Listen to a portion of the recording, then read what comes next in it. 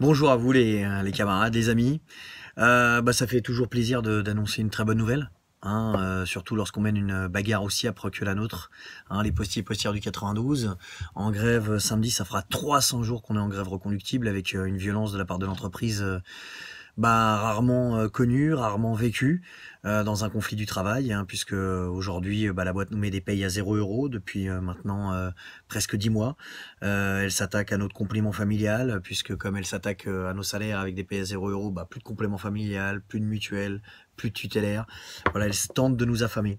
Mais là, on vient de lui mettre une belle claque. Une belle claque puisqu'il y a la décision de la cour d'appel de Versailles qui est tombée. C'est tout chaud. Oh là là, tout chaud. Franchement, c'est magnifique. Cette décision, elle est sans appel.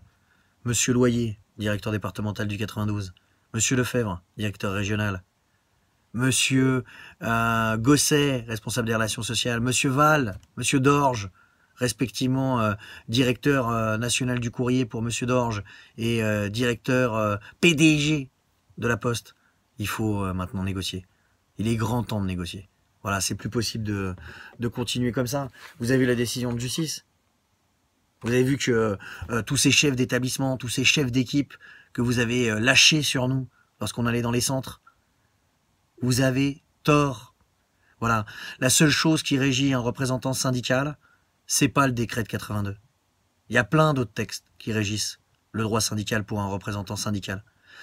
Droit international, droit de grève, convention de l'OIT, et, y compris au sein de la Poste, un BRH, qui donne une possibilité de liberté de circulation.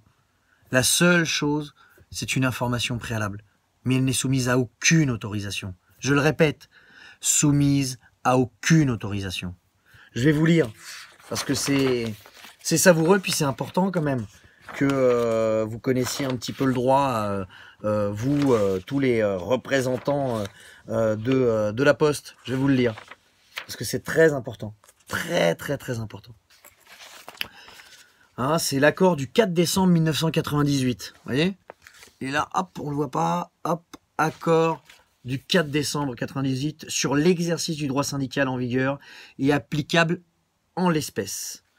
Qu'est-ce qu'il dit? Tout représentant syndical appartenant ou non à la Poste bénéficie d'un libre accès, cette présence n'étant pas subordonnée à une autorisation du chef de service ou d'établissement qui doit simplement en être informé au préalable. Vous avez compris? Vous avez compris ou pas? Et de continuer. Tout représentant syndical appartenant ou non à la Poste mandaté à cet effet par une organisation syndicale a libre accès aux réunions tenues par cette organisation à l'intérieur des bâtiments de la Poste. Et la venue de ce représentant n'est pas subordonnée à une autorisation du chef de service ou d'établissement qui doit simplement en être informé au préalable. Vous comprenez? C'est ce qu'on fait.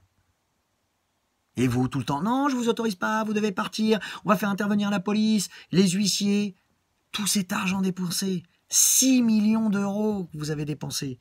Mais il y en a plein comme ça. Il y en a plein comme ça. Par exemple, vous êtes totalement retoqué. La juge dit clairement que il y a une attitude discriminatoire à mon égard, à l'égard de l'ensemble, et une grande partie, je veux dire, des représentants sud. C'est grave, ça. C'est grave. De la même manière, elle vous tacle sur le fait que vous ne respectez pas le jugement factéo. Et là, monsieur Loyer, cette bonne année, cette petite carte de vœux que vous nous avez envoyée, à défaut de protocole de fin de conflit, où vous reconnaissez avoir contrevenu aux décisions de justice. Là, c'est rappelé par la juge. Rappelé par la juge que vous ne respectez pas les décisions de justice concernant factéo. Alors aujourd'hui, on pourrait comme ça rentrer en long, en large, en travers, y compris la question des occupations, y compris la question des prises de parole. Tout ça doit s'observer par rapport à un contexte qui est un conflit extrêmement dur. La juge reconnaît que notre organisation syndicale est majoritaire et influente dans l'entreprise, soutenue de fait. Soutenue de fait. Et les élections professionnelles l'ont prouvé. Alors maintenant, vous faites quoi? Maintenant, vous allez nous dire que les intrusions ne sont pas légales. Mais il y a une décision de justice qui rejette toutes vos demandes. Elle rejette toutes vos demandes. qui étaient quand même salées, hein, vos demandes. On va quand même les rappeler. Vos demandes, c'était de m'interdire l'accès, de me faire payer une amende de 1 000 €, de faire intervenir la police. Toutes vos demandes sont interdites. Donc à un moment donné, maintenant, il faut négocier. Par ailleurs, je crois que la juge n'a pas apprécié que vous ayez refusé la médiation judiciaire, monsieur Loyer, monsieur Lefebvre, la direction de la Poste. Parce que vous avez montré votre vrai visage. Et votre vrai visage, c'est quoi? C'est celui d'une entreprise qui essaye d'écraser, d'écrabouiller la contestation. Mais on est là, on est déterminé. Ça fait 300 jours, samedi. Pas l'un d'entre nous, pas l'une d'entre nous n'a repris le travail. Il y a besoin, je vous le dis, on va gagner. On a besoin de vous, hein, les amis, les camarades. Participez à la caisse de grève, participez à la cagnotte. On est en passe de remporter une énorme victoire sur les réorganisations, sur les restructurations. C'est indiqué là, clairement, par la juge. Notre organisation syndicale, notre combat, depuis 15 ans sur le département, a permis de remporter des victoires qui sont des victoires avec un enjeu national. Voilà, un enjeu national. Donc maintenant, c'est à vous de négocier. Demain, on a une négociation, on n'a toujours pas d'horaire, toujours pas de date.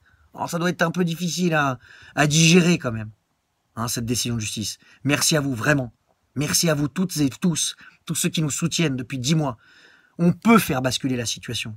On peut faire basculer la situation. On montre à tout le monde que cette Poste est totalement injuste, que cette Poste tente de manière arbitraire de remettre en cause le droit de grève. Et bien là, il y a une juge qui a débouté la Poste et qui reconnaît le droit de grève, la liberté de circulation, la possibilité de s'adresser à nos collègues et qui remet les points sur les i à la direction et à monsieur Loyer et monsieur Lefebvre et la direction nationale. On attend maintenant des gestes forts de négociation.